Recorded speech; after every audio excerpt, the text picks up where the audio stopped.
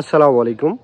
যাচাই বাছাইয়ের সর্বশেষ আপডেট আপনাদের মাঝে আমি জানাবো নতুন এখনও যারা মুক্তিযোদ্ধা হয়নি তাদের যাচাই বাছাই সম্পর্কে, যারা নিয়মিত ভাতা পাচ্ছেন তাদের যাচাই বাছাই সম্পর্কে, এবং যারা মুক্তিযোদ্ধা থেকে বাড়িঘর পেয়েছেন তাদের যাচাই বাছাই সম্পর্কে আজকে ভিডিও জুড়ে এই তিনটা বিষয় আলোচনা করব। আশা করি ভিডিওটি শেষ পর্যন্ত দেখবে। তো প্রথমে যে সকল বীর মুক্তিযোদ্ধা ভাতা পাচ্ছেন তাদের কথা বলি। তাদের যাচাই বাছাই কিন্তু চলছে। সেটা কি ভিত্তিতে চলছে সেটা আপনারা ইতিমধ্যে জেনেছেন, কারণ আমি এর পূর্বে ভিডিও দিয়েছিলাম। সেখানে যে ভিডিওটি যারা দেখেছেন তারা অবশ্যই জানে যে এদের কোন নিয়মে কিভাবে এদের যাচাই বাছাই চলছে।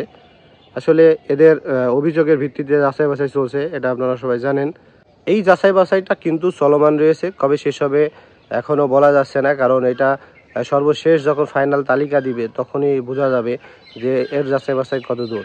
আর যারা নতুন বীর মুক্তিযোদ্ধা আছেন তাদের যাচাই বাছাই সম্পর্কে বলি। এখনও যারা ভাতা পায়নি বা বিভিন্ন তালিকা থেকে তাদের বিভিন্ন জায়গায় যাচাই বাছাই হয়েছে, আপনারা ইতিমধ্যে জেনেছেন যে যত যাচাই বাছাই চলছিল তাদের কোনো তালিকা প্রকাশ না করার আগেই কিন্তু আগস্টের 18 তারিখের পর থেকে কিন্তু এই যাচাই বাছাই বা নতুন গেজেট প্রকাশ বন্ধ হয়ে আছে।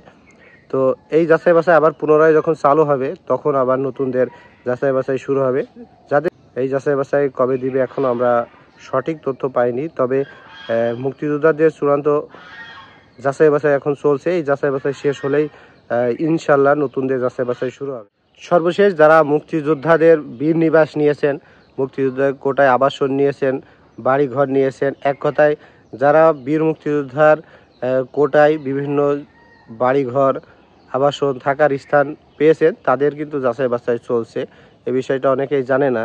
এদের যাচাই বাছাই যে অরিজিনালি তারা কি সিস্টেমে এই ঘরগুলো পেয়েছে, আদৌ কি তারা টাকার বিনিময়ে পেয়েছে কিনা, ফ্রিতে পেয়েছে, মুক্তিযোদ্ধার কোটায় পেয়েছে কিনা, এটা তো যাচাই বাছাই করে তাদের বাড়িঘর দেওয়া হয়েছিল। আবার কিন্তু বাড়িঘর দেওয়ার পরেও কিন্তু উপজেলা থেকে যাচাই বাছাই হয়েছে, আবার কিন্তু এখন পুনরায় যাচাই বাছাই হচ্ছে। এই বিষয়ে কিন্তু আপনাদের কোনো নোটিশ বা কিছুই দিবে না, তবে আপনারা আপনাদের যারা সাবেক জেলা কমান্ডার আছে এদের সাথে একটু যোগাযোগ করতে পারেন বা উপজেলায় একটু যোগাযোগ করতে পারেন যে যারা বাড়িঘর পেয়েছে, বীর নিবাস পেয়েছে তাদেরকে আসলে কোনো কাগজপত্র জমা দিতে হচ্ছে কিনা। তবে আমি যতটুকু জানি যাদের নাম আছে ওখানে তারাই কিন্তু এই বাড়িঘর যাচাই বাছাইয়ের আওতায় থাকবে এবং তাদেরকে প্রয়োজনীয় কাগজপত্র জমা দিতে হবে, এতটুকুই।